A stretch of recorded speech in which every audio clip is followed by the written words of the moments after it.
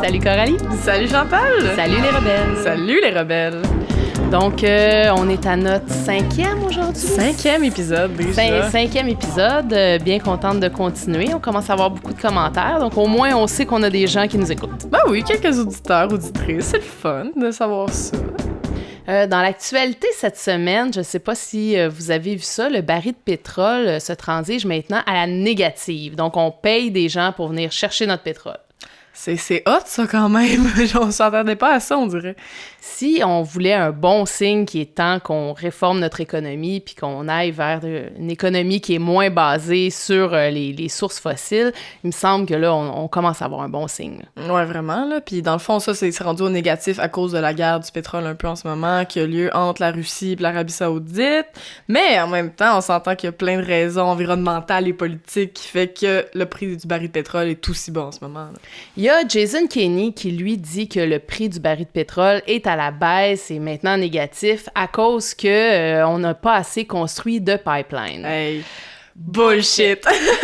Donc oui, tu l'as mentionné, il y a la guerre des prix Arabie Saoudite, Russie qui présentement inonde le marché pour essayer de faire baisser les prix au maximum, mais il y a la crise du COVID-19 qui fait en sorte qu'on a beaucoup moins besoin de pétrole.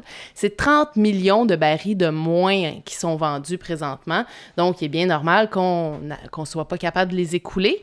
Et comme il paraît que c'est bien compliqué de fermer un puits de pétrole, ça pourrait prendre plusieurs mois, semble-t-il, mais ils continuent d'en produire, et puis ils n'ont plus d'endroit pour le stocker.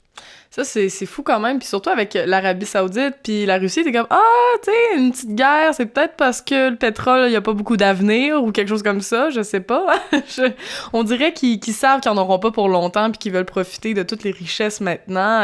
Je trouve que c'est vraiment le bon moment pour faire une transition là, énergétique. Là. Oui, puis construire un pipeline quand le prix est aussi bas, si on pense seulement à des idées économiques, pas certaine que ça soit une bonne idée.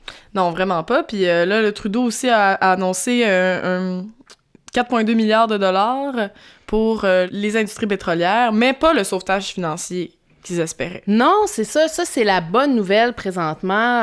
On vous a parlé dans un des derniers podcasts que Trudeau avait annoncé 15 milliards de dollars en aide aux entreprises pétrolières qui, elles, demandaient 30 milliards de dollars.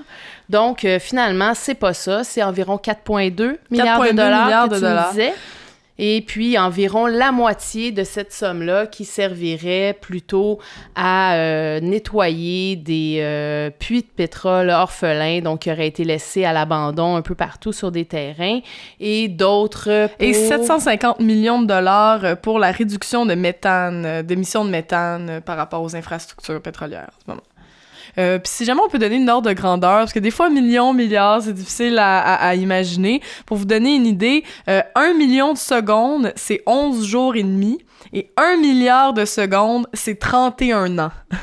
Donc, 4,2 milliards, ça serait en secondes 130 années,2. Donc, imaginez un petit peu, là, c'est énorme, absolument énorme. Et on espère qu'on va arrêter de sauver cette industrie-là bientôt. Ouais, on espère que c'est comme la dernière fois aussi, parce que le problème des puits orphelins, c'est un problème qu'il y a un peu partout en Alberta. Il y a des gens, des kidams, qui peuvent juste s'acheter un terrain, dire « Ah, il y a du pétrole sur mon terrain, venez l'exploiter », et ne pas vraiment l'entretenir après. Donc, ça peut mener à, justement, le problème des puits orphelins qu'on a en ce moment, où il peut y avoir des fuites n'importe quand. Ça peut exploser n'importe quand aussi, hein, c'est du pétrole. Donc, c'est vraiment un gros problème, puis il faut qu'après qu'on les ait nettoyés, il n'y en ait plus d'autres. Oui, parce que présentement, c'est encore de l'argent qui sort de nos poches qui va servir à nettoyer les cochonneries que l'industrie pétrolière a faites. Et on a des bonnes nouvelles aussi quand même. Le Danemark qui a annoncé que les industries qui utilisent les paradis fiscaux ou qui rachètent leurs actions ne bénéficieront pas des subventions qui sont offertes pendant la COVID pour aider à relancer l'économie de certaines industries. Moi, ça, je trouve ça extraordinaire. Ouais, vraiment. Puis par rapport aussi à tous les gouvernements, souvent vont dire « Ah, mais qu'est-ce qu'on voulait qu'on fasse contre les paradis fiscaux? C'est légal des paradis fiscaux, hein? » Parce qu'on a créé tout un système qui met ça légal, dans le fond. Donc, que le Danemark se positionne, fasse quelque chose de super concret, super innovateur aussi, parce que tant qu'à donner de l'argent public, on va le donner à ceux qui n'ont pas. Cacher l'argent, leur argent au public, c'est super logique. Donc, je trouve ça vraiment hot que le Danemark, comme, ait ils ont des couilles ou des bons ovaires. Je n'aurais pas leur courage. Donc oui, non, très bonne idée. J'espère que le Québec et le Canada vont emprunter la même voie parce que la crise qu'on vit, c'est beaucoup à cause des paradis fiscaux également. Hein. S'il n'y avait pas tout cet argent-là qui était dans les paradis fiscaux, il y aurait de l'argent beaucoup plus pour le système de santé, il y aurait de l'argent pour rediriger notre économie vers une économie plus verte. Il y a énormément d'argent qui sont là-dedans. Et oui, c'est légal. Les industries aiment bien dire que c'est légal, mais c'est pas parce que c'est légal que c'est moral. Évidemment, comme dans beaucoup de choses, on en a parlé beaucoup, comme on parle de désobéissance civile à Extinction Rébellion, mais non, ce n'est pas moral d'aller enregistrer sa compagnie dans des pays où on peut exploiter les gens, où les droits humains ne sont pas respectés. Et même le Canada fait partie de ça. Le Canada fait partie des paradis fiscaux. On est un paradis fiscaux pour les industries minières, par exemple, où la plupart des sièges sociaux d'industries minières se trouvent au Canada parce qu'ils ont un congé de taxes. Ils ont un congé d'impôt. C'est le fun, ça? Donc, bravo Danemark, en espérant qu'on fasse la même chose ici.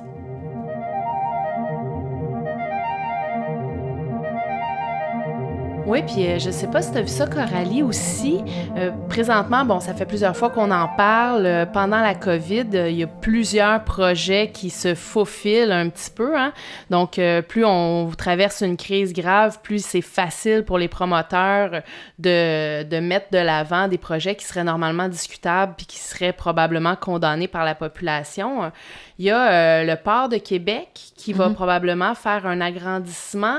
C'est la Cour fédérale qui a dit que le Québec n'avait pas juridiction. C'est quoi exactement? T'as vu ça? Oui, la Cour suprême, en fait, a tout simplement rejeté la cause du Québec que le gouvernement du Québec portait en appel contre le port de Québec, qui ne demande pas des permissions sous la loi québécoise de l'environnement. Mais la Cour suprême a même pas voulu entendre la cause. Ils l'ont dit tout simplement, c'est fédéral, c'est pas votre problème, bye bye. Donc, il n'y a même pas eu de discussion, là. On n'a même pas pu parler faire valoir notre cause, pas du tout, là. Donc, la conséquence de ça, c'est que la Cour suprême nous dit qu'on n'est pas souverain pour gérer nos ports et on n'a pas le droit de faire en sorte que l'environnement soit respecté chez nous. Oui, je veux dire, c'est quoi la priorité de la Cour suprême en ce moment? J'ai vraiment le goût de me le demander. Puis surtout, c'est pas mal notre territoire. Mais sans mon Québec, je veux dire, ça serait normal qu'on puisse décider. Et déjà qu'il y a le trafic maritime, parce qu'on sait que si on agrandit le port, c'est parce qu'on agrandit le trafic maritime et ça a déjà une incidence énorme sur le Saint-Laurent au complet, que ce soit sur les mammifères marins, que ce soit aussi sur la faune, la flore marine, et aussi ça dégrade la qualité du fleuve Saint-Laurent et c'est notre eau potable, on se le rappelle. Ça dégrade aussi beaucoup la qualité de l'air. La qualité de l'air dans ces secteurs-là est déjà très problématique. On peut s'imaginer que ça va vraiment empirer. Donc, c'est fait. Présentement, le port de Québec, la machine est lancée. Le projet qui s'appelle Laurentia va commencer à voir le jour. Donc, c'est 775 millions de dollars environ qui vont être dépensés pour agrandir le port de Québec et où ils vont pouvoir stocker toutes sortes de choses. Ouais, c'est... En tout cas, on espère qu'après le confinement, il y a du monde qui vont réagir à ça, qu'on va être dans les rues, parce que il y a vraiment beaucoup de choses sneaky que le gouvernement fait en ce moment, puis il faut réagir, puis c'est à ça qu'on sert, le podcast, hein, on vous le dit, on espère vous fâcher chez vous pour que vous soyez fâchés aussi contre le gouvernement avec nous autres. Mais une personne qui m'a téléphoné, puis je trouve ça très intéressant, mais en fait, qui nous a contactés par Facebook et après, on a pu avoir une discussion ensemble, qui voulait qu'on lui donne une voix. Je trouve ça vraiment intéressant. C'est un homme, un militaire dans le système de la santé des Forces armées canadiennes. Wow! Qui me disait, premièrement, on écoute votre podcast, première bonne nouvelle. Voyons donc, c'est bien cool ça! Moi, j'ai trouvé ça vraiment très chouette. Donc, quelqu'un de très sensibilisé à l'environnement, qui se tient vraiment au courant. Et puis, lui, il voulait avoir une voix, il voulait qu'on parle un petit peu en son nom parce que, on le sait, présentement, le gouvernement du Québec a fait appel aux Forces armées canadiennes pour aller aider dans les CHSLD. Puis pourquoi ils ont fait ça, hein? Bien, selon lui, c'est vraiment seulement pour sauver de l'argent. Parce que les militaires, il faut comprendre, ils sont payés à l'année. Donc, peu importe de quelle façon ils sont déployés, ça ne coûtera pas plus cher. Et pour la personne, le militaire à qui j'ai parlé, c'est seulement une façon de sauver de l'argent, de gérer le Québec comme une business, parce que selon lui, ils sont vraiment pas la bonne ressource. Il est très inquiet parce que présentement, il a l'impression que le public a des attentes très grandes envers l'aide de l'armée et qu'il va probablement y avoir des erreurs qui vont être commises parce qu'ils ne sont pas formés, ils ne sont pas capables de faire ça. Lui, il m'expliquait, par exemple, il travaille dans une clinique. Donc, moi, j'avais l'impression qu'en travaillant dans une clinique, il voyait toutes sortes de gens parce qu'il y a les familles, des militaires qui sont là. Mais non, les gens qui consultent à la clinique, c'est seulement les militaires. Donc, lui, il voit exclusivement des gens, majoritairement des hommes, entre 18 et 50 ans, qui sont en très bonne santé. Ouais, s'ils sont capables de pitcher des sacs de sable, là, ils sont en bonne santé, là, les militaires, là, c'est pas la même chose que les personnes âgées en CHSLD, là, vraiment pas du tout, là. Non, lui, il disait, si on veut faire appel à nous pour bloquer des ponts parce qu'on décide de confiner une ville, pour faire du transport de malades, pour construire des choses, oui, pas de problème. Mais pour aller dans des CHSLD, il faut vraiment pas s'imaginer qu'on a une formation. Lui, dans toute sa formation pour travailler en clinique sur une base militaire, il a eu environ 48 heures de soins. Et puis, il ne sait pas comment opérer un lève-personne, il ne sait pas comment faire ces soins-là. Et tous les gestes qu'il fait au quotidien doivent toujours être approuvés par un médecin. En fait, eux, ils suivent des protocoles et ils gèrent principalement des traumas, toutes sortes de traumas, des blessures que les gens peuvent avoir. Et lui, en fin de formation, après quelques années d'expérience, on l'a amené à se spécialiser. Sa spécialisation, ça va ressembler à des choses comme évacuer en zone de crise.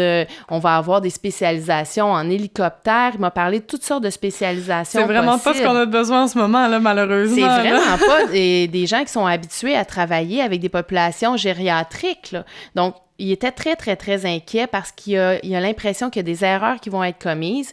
Et lui, ce qui l'inquiétait beaucoup, c'était que les personnes en CHSLD soient traitées avec dignité. Et il n'a pas l'impression que les gens autour de lui sont capables d'offrir ça. C'est fou quand même qu'il soit venu te parler de ça. Puis là, je suis désolée, les auditeurs, auditrices, je vais arrêter de dire c'est fou. Promis. Mais voir qu'il est venu te parler de ça, puis vous avez eu une grande discussion, j'imagine. On a eu une grande discussion sur toutes sortes d'éléments qui ressortaient dans le discours de François Legault. Et une chose que j'aimais beaucoup qu'il soulignait, c'est que la principale erreur, selon lui, c'est que François Legault gère le système de santé comme si les gens qui y travaillent faisaient partie d'une pyramide, avec les médecins en haut, les préposés aux bénéficiaires bien en dessous, et avait donné l'impression que les gens qui sont en haut de la pyramide sont capables de faire tous les gestes de ceux qui sont en bas. Alors que c'est complètement faux. Le médecin ne sera pas capable de faire ce que l'infirmière fait. L'infirmière ne sera pas capable de faire ce que la préposée aux bénéficiaires fait. C'est des expertises différentes. Chacun apprend dans son domaine, développe une expertise dans son domaine. Et, par exemple, manipuler un lève-personne, c'est une expertise, selon lui, qui est très complexe à apprendre. Et même en changeant d'un centre à l'autre, si le lève-personne est différent, si on n'a pas l'expérience nécessaire, on peut blesser les gens et ça peut être très dangereux. Donc, lui, il disait vraiment, nous ne sommes pas les bonnes personnes. Il était très, très, très inquiet de voir ses collègues être déployés. Il me parlait, par exemple, que présentement, il y a 150 militaires qui sont déployés. La façon que ça fonctionne, c'est environ 12 techniciens médicaux qui sont chapeautés par une infirmière. Mais cette infirmière-là, dans les forces armées, ça peut faire des années qu'elle est utilisée comme infirmière en santé communautaire. Donc, elle est super rouillée là, pour les soins de base. Alors, c'est vraiment pas une bonne idée et ça laisse place à beaucoup d'erreurs. Donc, on va faire rentrer des gens qui sont pas des experts. On a écarté des experts, hein, comme le docteur Joanne Liu. Ben oui. Ça a passé beaucoup aux médias. Je pense qu'on vous apprend rien. Donc, cette docteure-là a été présidente de Médecins sans frontières. Elle a plus de 35 ans d'expérience dans les pandémies. Elle a géré l'Ebola, notamment en Afrique de l'Ouest. Comme, elle a tout un CV et le gouvernement a préféré l'écarter parce qu'elle n'était pas contrôlable. Oui, c'est ce qu'on entend. On avait peur qu'elle prenne trop de place, qu'elle soit difficile à contrôler, qu'elle dise peut-être un peu trop son opinion en tant que personne qui s'y connaît vraiment beaucoup. Et bon, évidemment, je suis convaincue que ça n'a absolument aucun lien avec le fait que ça soit une femme asiatique. Ben voyons, on va pas là, Chantal. Non, on n'est pas en train de parler de racisme et de sexisme ici, pas du tout. Donc, si ça avait été un homme blanc, il aurait été écarté de la même façon. On peut imaginer le scénario, tout le monde y croit. Voilà! Tout à fait. Mais il y a eu une levée de bouclier pour elle. Il y a vraiment des spécialistes, des médecins qui sont allés engueuler le gouvernement, parler sur Twitter pour dire « c'est ridicule qu'on ait la meilleure générale et qu'on la mette dans l'infanterie ». Oui, tout à fait. Elle a vraiment l'impression, elle donnait l'exemple d'être dans une équipe de hockey puis de se faire bencher alors qu'elle est une des meilleures joueuses. Et il n'y a pas juste elle qui a été tassée de ça. Il y a une sortie des physiothérapeutes dernièrement aussi. Donc, des physiothérapeutes qui disaient qu'il y avait vraiment une expertise en gériatrie, une expertise dans le déplacement des personnes de façon sécuritaire, qui souvent vont former les infirmières et les préposés aux bénéficiaires pour être capables de déplacer les personnes âgées de façon sécuritaire. Ils offrent leur aide et ils se font répondre que non, on n'a pas besoin d'eux autres. C'est vraiment qu'on a un manque de coordination là, complètement. Là. Il y a tellement de personnes qui disent qui ont donné leur nom, qui se sont pas fait répondre. Puis moi, c'est ça, au final, c'est le gouvernement qui gère ça comme une business. C'est François Legault qui gère ça comme un plan de com. Comment ma business peut avoir l'air plus haute à la fin de cette crise-là, alors que s'il voulait vraiment le bien de la population, ben, il écouterait ceux qui demandent juste ça d'aider. Oui, tout à fait. Il y a vraiment besoin de mettre plus de gens au niveau de l'administration de tout ça, de l'organisation de tout ça. Peut-être que l'armée pourrait aider à répondre au téléphone. Oui, un peu. Peut-être qu'il y a des enseignantes, au lieu d'être envoyées dans les CHSLD, qui pourraient servir à ça. Je ne sais pas, mais chose certaine, je commence à être contente que les gens osent un peu plus critiquer.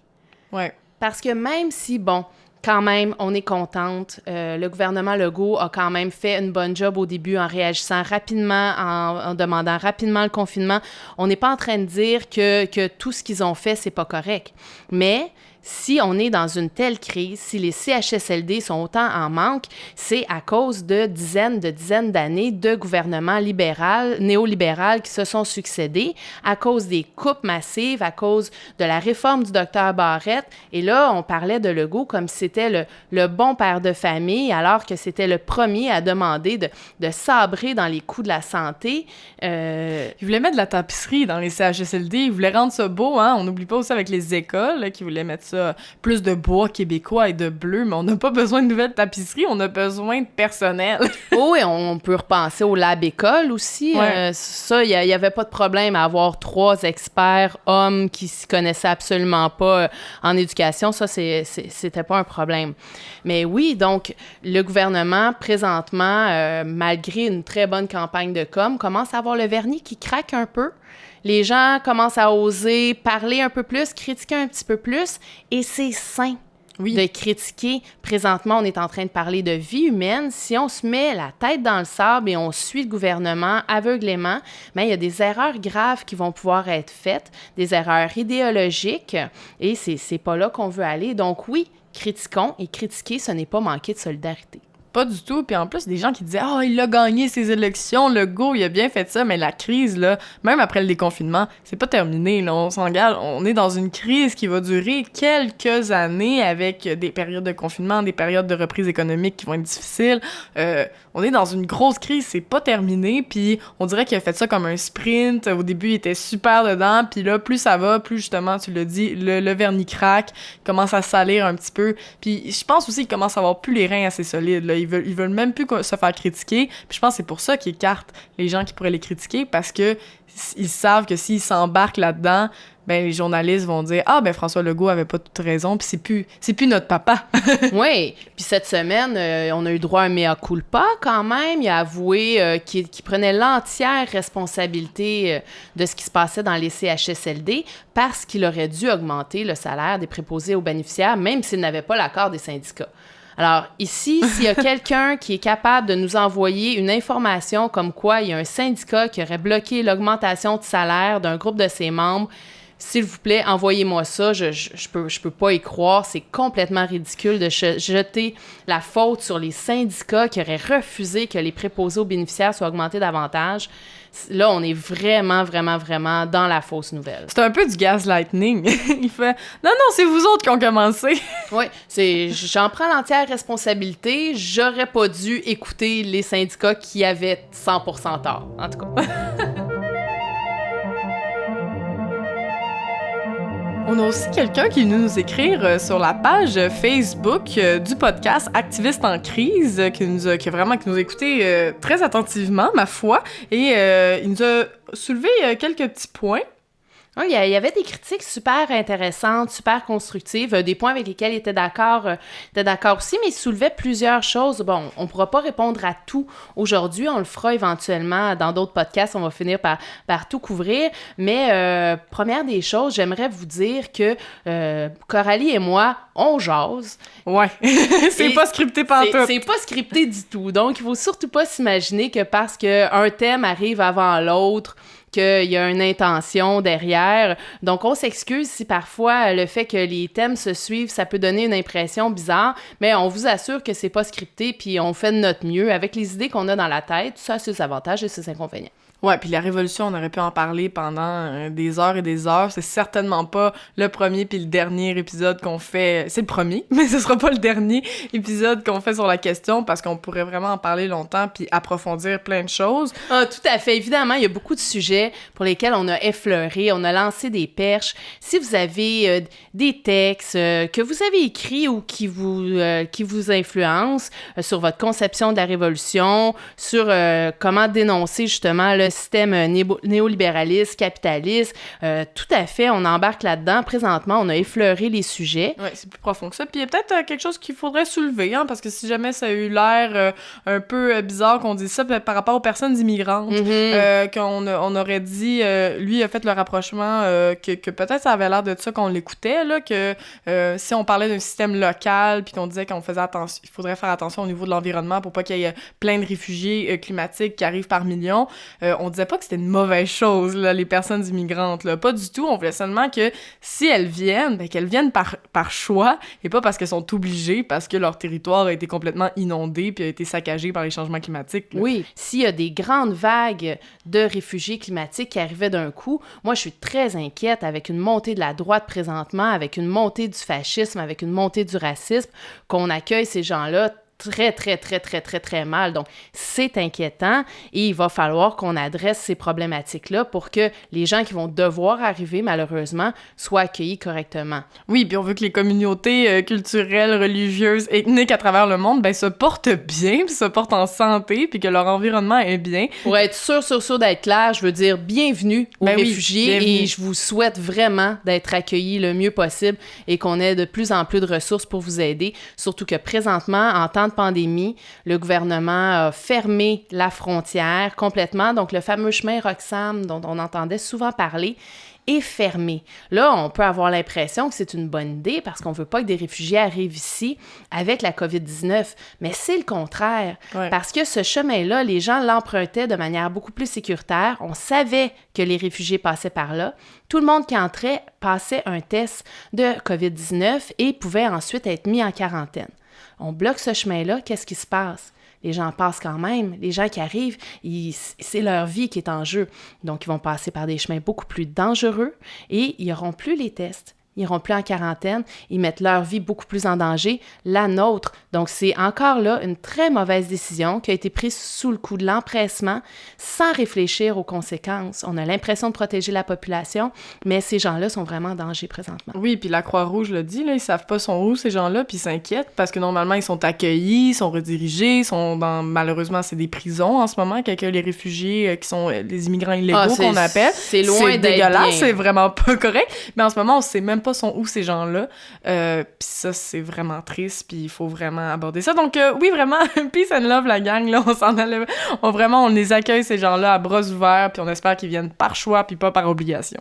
Mais tout ça pour dire qu'on est loin de rejeter les critiques. Donc, si vous avez des critiques constructives à nous faire part, des éléments où on se serait peut-être trompé, si on dit des faits qui sont pas tout à fait corrects selon vous, vous avez des critiques, des nuances à apporter, écrivez-nous, ça va nous faire vraiment plaisir. Ah oui, on n'est pas parfaite. Puis si jamais un autre médecin militaire, moi je trouve ça vraiment hot, là, ou médecin paramédic, ou peu importe la personne qui venait nous parler, si vous voulez venir nous parler, ben écrivez-nous, ça va nous faire tellement plaisir sur notre page Facebook, Activistes en crise, activiste avec un S. Et d'ailleurs, il y a quelqu'un qui nous a contactés pour nous faire part d'un problème avec la trousse qui est envoyée présentement à toutes les familles du Québec. On en a parlé cette semaine, la semaine dernière, dans une vidéo qu'on a présentée sur notre page Activistes en crise. Vous pourrez aller voir ça de manière un peu plus précise. Mais dans la trousse pédagogique qui est envoyée aux élèves, il y a les élèves de secondaire 1, les élèves anglophones, qui ont reçu un exercice en géographie qui est, et vous irez voir par vous-même, qui est vraiment de la propagande pro-pétrole. Oui, carrément, avec un petit quiz avec ça, un petit vidéo que vous pouvez aller voir. On va vous laisser sur un extrait du vidéo, je pense, d'ailleurs, celui en français. C'est un petit vidéo vraiment très propagandiste qui explique à quel point l'énergie de stockage fait des efforts pour l'environnement, puis que ça va durer dans le temps, puis que pas... Il parle pas vraiment du problème puis de la crise climatique, là-dedans. Non, puis on se vante d'être les numéros 1. Il y a même un podium où on place le castor en tête. Et puis, on est numéro 1 dans l'innovation pour l'huile et le gaz. Et on dit que c'est loin d'être des technologies qui vont être appelées à disparaître. On va en avoir besoin de plus en plus. Alors, on envoie ça dans les écoles, aux élèves, dans les maisons, pour les élèves de secondaire 1. Vous irez voir les vidéos, c'est absolument horrible. Si je veux vraiment me fâcher, là, c'est une excellente façon. Moi, ça me fâche rire, ce vidéo-là, parce que maintenant, il y a un puits de forage qui a des petites pattes et qui se met à courir partout. Vraiment, là, on s'en va loin dans l'imaginaire aux enfants, aux ados qu'on envoie ça, pour leur mettre des petites idées dans la tête, puis ça, c'est vraiment pas correct. Et cela est important, car le monde a besoin de pétrole et de gaz naturel, maintenant et pour l'avenir. Avec une population en constante croissance qui requiert de plus en plus d'énergie, les combustibles fossiles ne peuvent pas disparaître sitôt. Or, nous pouvons trouver des façons de produire une énergie plus écologique à partir de nos ressources en hydrocarbures et réduire les incidences environnementales. Vous pouvez aussi écouter le podcast. On est maintenant disponible sur iTunes et toutes les bonnes plateformes de balado. Donc, si jamais vous êtes sur Downcast, balado, peu importe, mais vous pouvez nous suivre, vous pouvez nous télécharger et on peut être dans votre téléphone à chaque semaine sans même pas avoir rien à faire. On va déjà être là. Donc, bonne semaine, les rebelles. Bonne semaine, les rebelles.